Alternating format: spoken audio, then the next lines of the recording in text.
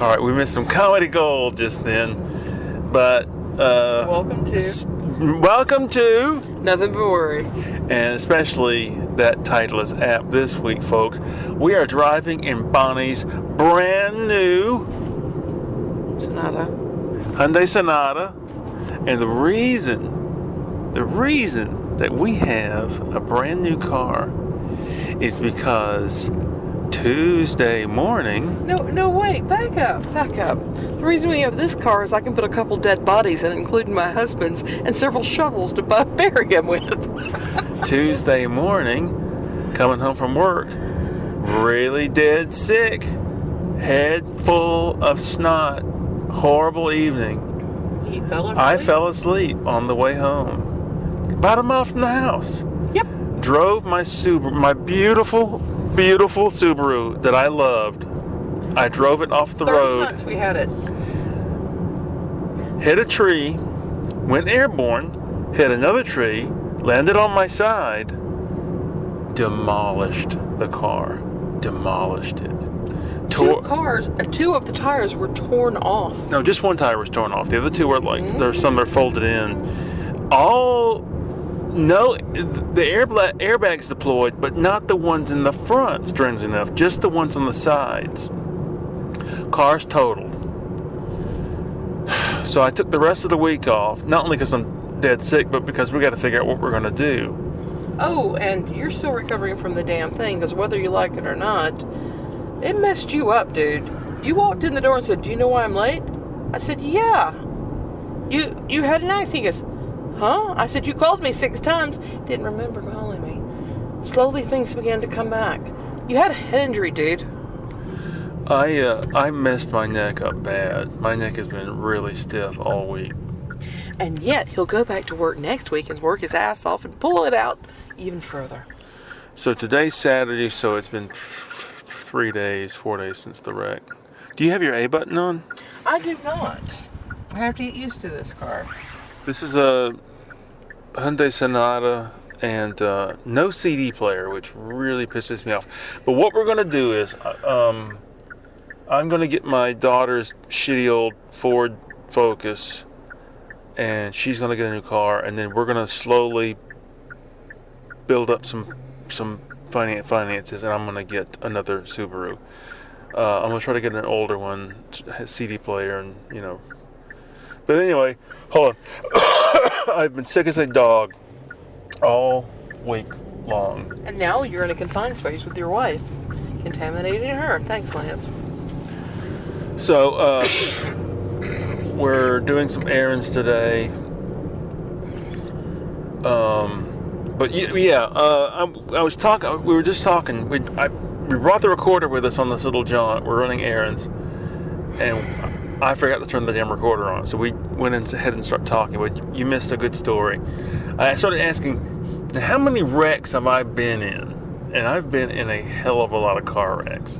We don't want to put it onto the record because the record is out there. Mm-hmm. Karma knows.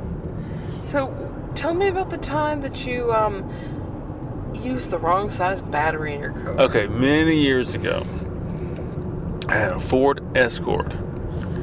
Battery went bad.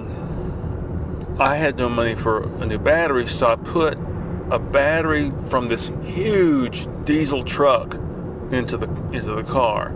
The battery was too big for the battery space in the Ford. So the hood wouldn't close properly, and I was afraid of making the hood close on top of this battery. I was afraid it would touch the terminals or whatever, and have it electrocute the car and short the car out, whatever.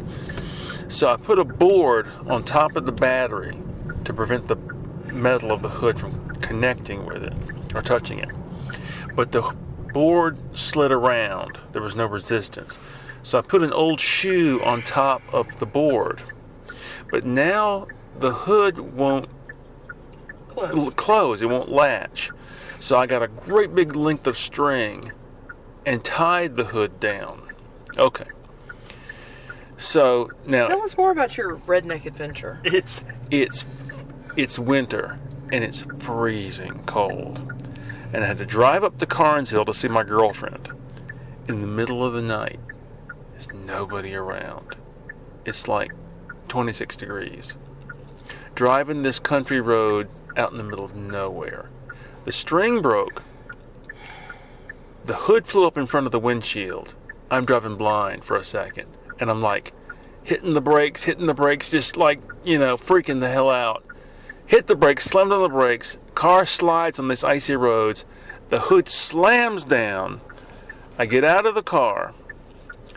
Board is gone. String is gone. Shoe is gone. I got to go walking back down the road and find these items, like in some bizarre video game fetch quest, and then go back and reassemble this homemade system and get back on the road, get back in action again. Oh my God. Alrighty, time for a pause. Okay, I have to get out of the drugstore and pick up a couple of things. Alright, we're going to pause now. I'll be back in a minute. Alright, I'm back. Now, where can I put this?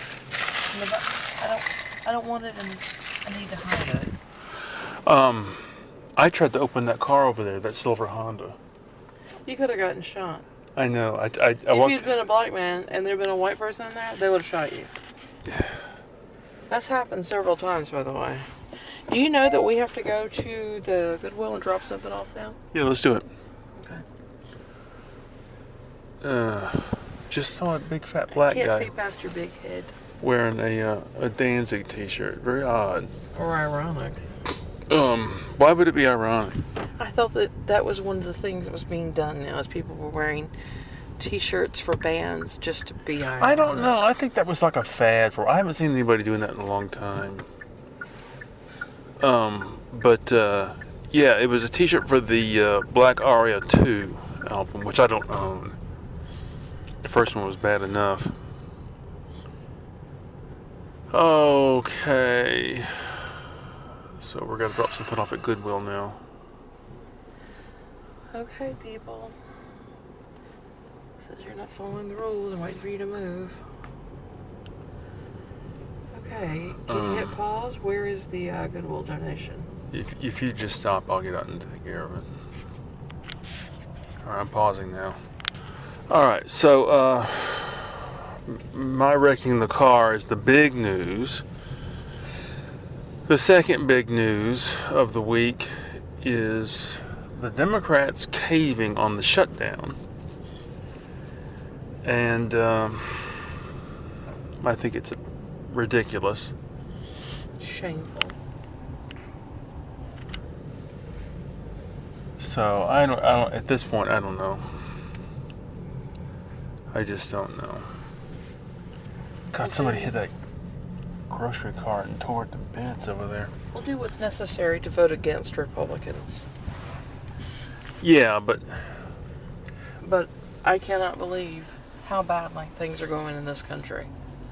the Democrats' fundamental error again and again is thinking, well, if we play nice with them, they'll play nice with us. Bullshit. And they never get it straight. They never get it right. Okay, is this safe for me to drive through here? It should be all right. Oh, God. What a drop-off.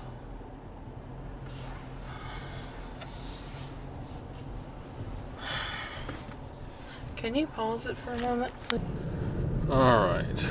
So we're in the car, and we're driving through Athens on what we call the east side. Oh, dear. On a home game day, no less, so we have to go in roundabout ways to get places so as to avoid all the problems. Yeah, there's a limit. You can't go much further downtown at this point without encountering big traffic. Driving right into the center of downtown is a foolish thing to do. I don't know how people who live downtown actually deal with it. Okay. Where's that coming from? Siren. Oh, here it comes. The fire engine coming this way. Okay. Alrighty. All right, he's turning. Oh, great, the apartment complex. Charming. Okay, getting back over.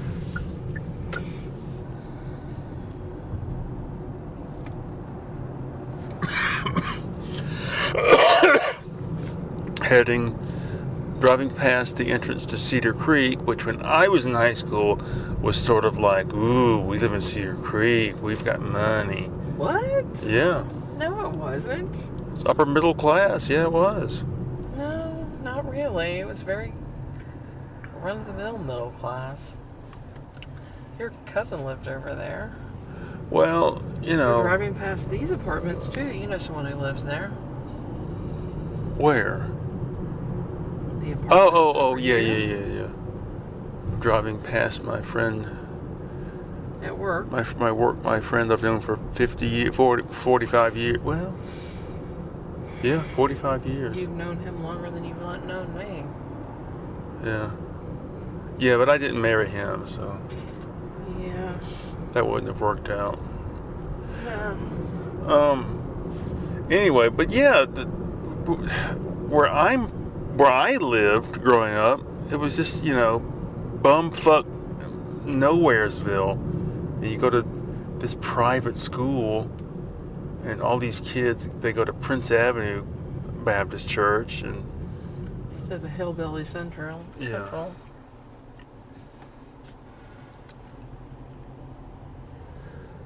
Oh, me. My throat's really got a ragged edge to it. People, there's a green light. Let's move it.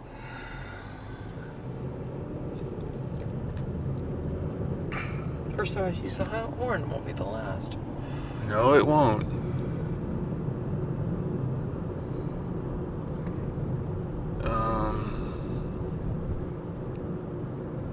So we had some other topics, and I can't remember what they were.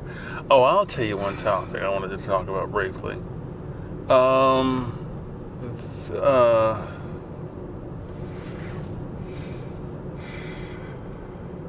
I wanted to talk about these anti-feminist idiots who can't stand to see a woman in a film unless she's in the role of damsel in distress, because they so identify with their maleness that if a woman is given any sort of prominence, they feel that somehow that diminishes the male protagonist, and therefore by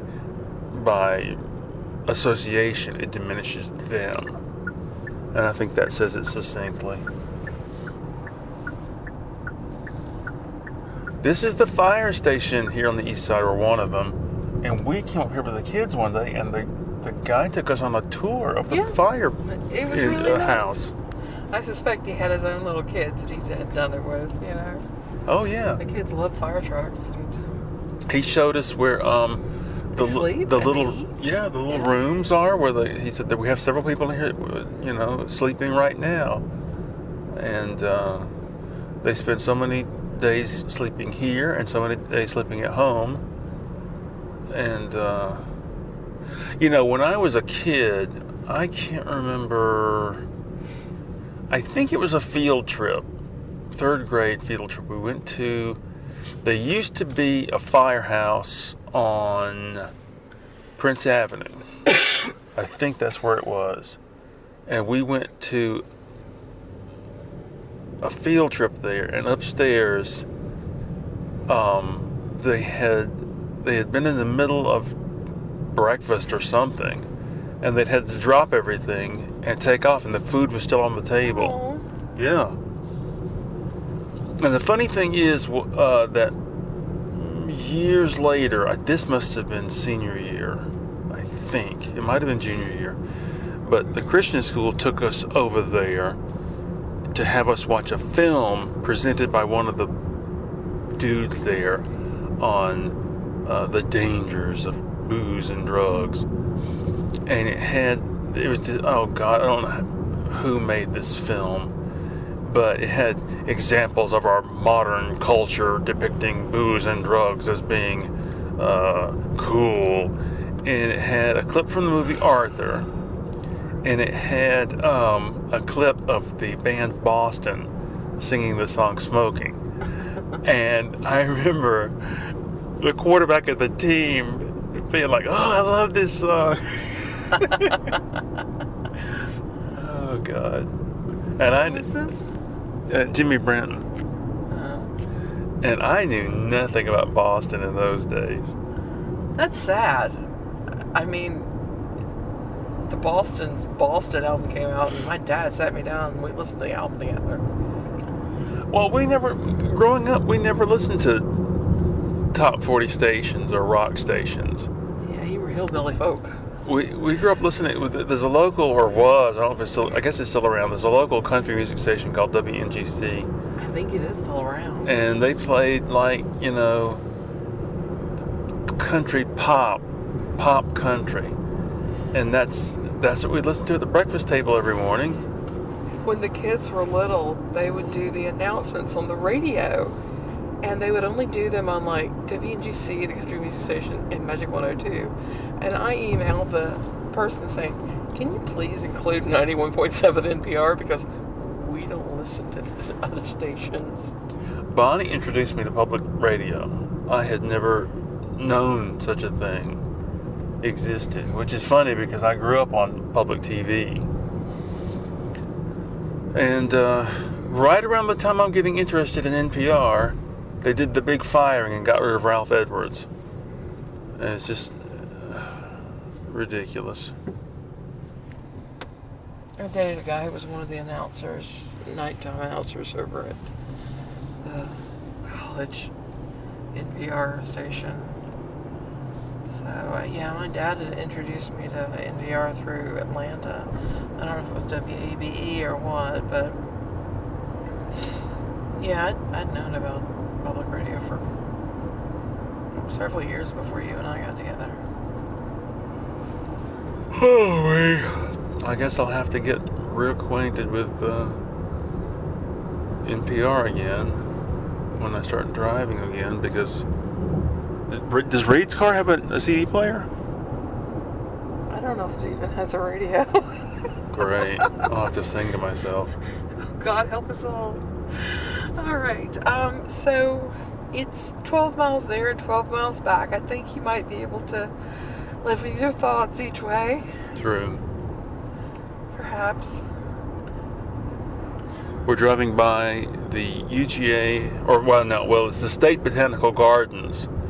And it's still a really, really great place. But 2 years ago or so, they put in this porcelain museum thing some rich woman donated, and it's just ruined the place. It's a gigantic building full of the ugliest porcelain collection you've ever seen, most worthless porcelain collection you've ever seen in your life. Yes. And it has no connection with botany, has no connection with the botanical gardens. It has no logical reason that it had to be there. It's a vanity project, plain and simple. She was a wealthy woman who didn't know what to do with her money. She decided, porcelain's nice, and probably had somebody go out and select the things based on, I like flowers, I like birds. Well, I guarantee you, she called the university and said, I'll donate this, but only if you agree to put the building on the grounds of the botanical garden. And they're so greedy, they're like, well, that's really going to be an ugly eyesore, but okay, we want it. We want it. We went over there not long after it opened, and I'm like expecting something great. And it's just nothing. Well, the reason that I had pushed for us to go was that a local artist, John Cleveland, had a couple of his paintings there. And I had always seen his images online. And I'd always really liked them. And I thought, this is really cool. They're landscapes that I like, and then they're extremely large paintings, and that's something that we're kind of, curious about, seeing how somebody's technique translates onto a large canvas. So we get over there, we're not impressed at all with the stuffed animal collection, which they also have, and the porcelain collection. We get into the room where they're highlighting John's paintings, and I walk up, and the technique is mediocre at best. I mean, quite honestly, I knew some of the moves. You know, I was not impressed. Lance was definitely not impressed.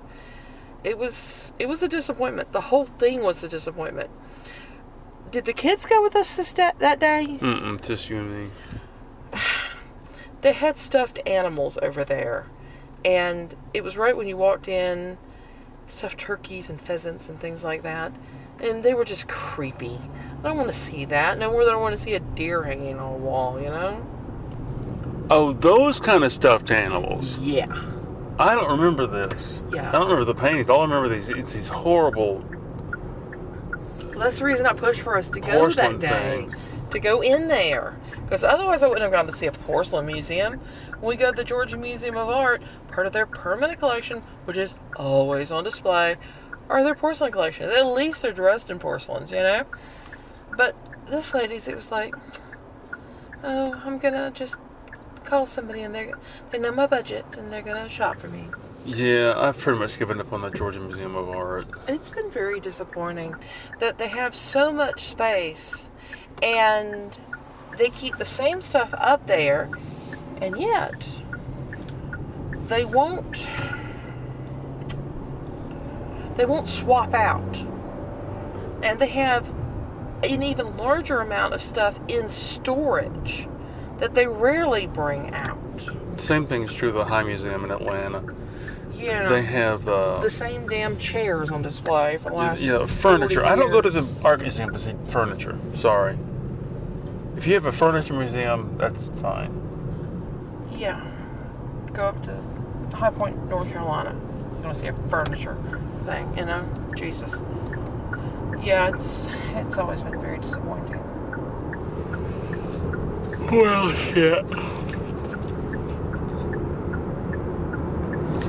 You know, at first, after the wreck, my overwhelming feelings were guilt. But now, this measure of worry, which I had largely started to defeat in my life, has started to crop up again.